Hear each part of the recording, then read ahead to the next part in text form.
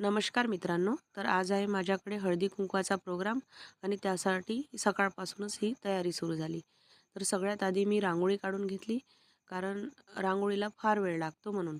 आणि मग सगळं अरेंज करून घेतलं, फुलाचं डेकोरेशन करून घेतलं, उरली वगैरे डेकोरेट करून घेतली आणि वाणाचं वगैरे सगळं सामान मी तयार करून घेतलं आणि हळदी कुंकवाचा करंडा भरून घेतला आणि तिळगुळ पण भरून घेतलं आणि अरेंज करता करता मला संध्याकाळ झाली आणि दिवे लागण्याची वेळ झाली नंतर आणि मी पण तयार झाले आणि मी सगळीकडे दिवे लावून घेतले.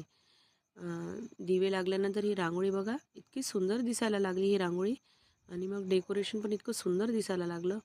तर ज्याप्रमाणे तीळ आणि गूळ मिळून तिळगूळ तयार होतं किंवा तिळाचा लाडू तयार होतो, त्याप्रमाणे आपल्या कुटुंबातील स्त्रियांना किंवा आपल्या घरातील मुलींना आपण या तिळगुळाप्रमाणे त्यांच्याही जीवनात आपण साथ दिली, तर त्यांचीही पतंग उडायला काही वेळ लागणार नाही आणि त्या इतक्या दूर पोहोचतील, पण त्यांना कुटुंबाची साथ हवी.